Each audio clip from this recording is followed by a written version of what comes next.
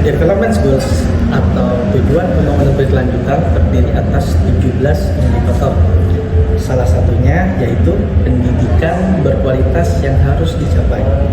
Tujuan dari pembangunan berkelanjutan adalah untuk menjamin kualitas pendidikan dan memberikan hak bagi setiap anak agar mendapatkan pendidikan untuk kemajuan masa hidup saat ini dan masa yang akan datang. Maka dari itu, pembelajaran abad 21 bertujuan untuk menghasilkan sumber daya manusia yang dapat berkontribusi pada masyarakat. Sudah. Ya, selanjutnya adalah karakteristik peserta didik dan guru pada pembelajaran abad 21.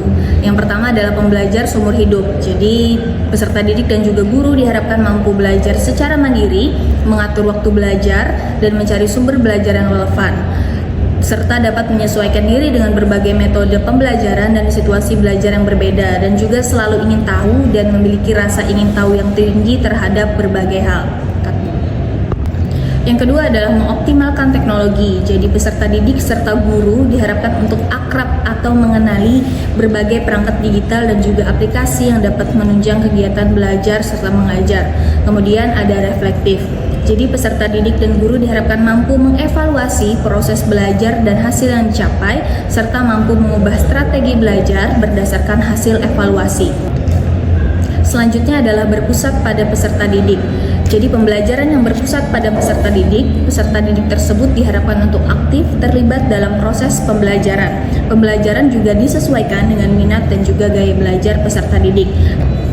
Dan yang terakhir adalah berdiferensiasi. Jadi guru diharapkan untuk mengenal peserta didik dengan memahami perbedaan individu peserta didik serta menyesuaikan pembelajaran sesuai dengan kebutuhan masing-masing peserta didik. Pembahasan berikutnya ialah kemampuan dalam pembelajaran abad 21, yakni 4K. Yang pertama, berpikir kritis. Secara esensial merupakan proses aktif di mana seseorang memikirkan berbagai hal secara mendalam, mengajukan pertanyaan untuk diri sendiri, menemukan informasi yang relevan dibanding menerima berbagai hal dari orang lain. Dalam konsep ini, peserta didik belajar untuk memecahkan masalah yang ada dalam masyarakat maupun individu dan mampu menganalisis serta menciptakan solusi. Kemampuan yang kedua ialah kreativitas. Kreativitas juga bisa dimaknai sebagai kemampuan berpikir out of the box tanpa dibatasi aturan yang cenderung mengikat. Pada konsep ini, peserta didik akan diajak untuk bisa membiasakan diri dalam melakukan dan menjelaskan setiap ide yang dipikirkannya.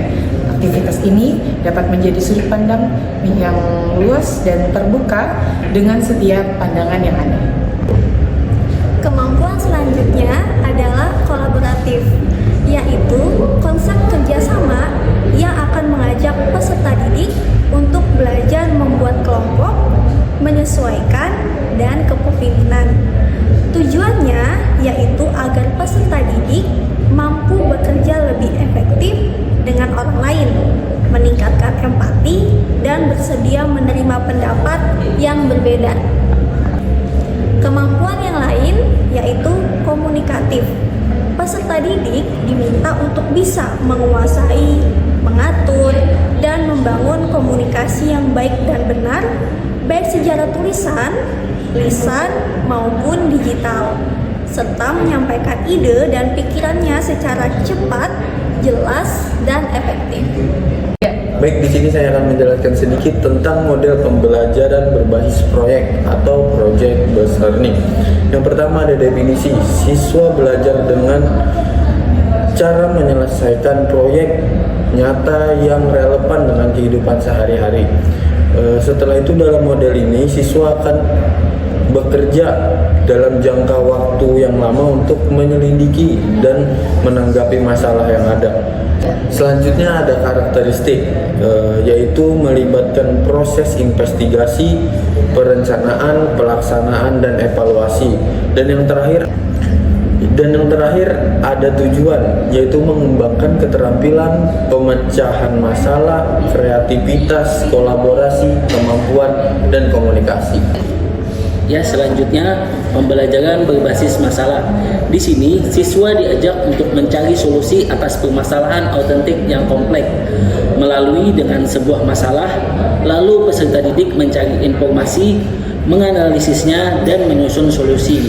Adapun tujuan dari pembelajaran berbasis masalah ini yaitu untuk mengembangkan keterampilan berpikir kritis, analisis, dan kolaborasi.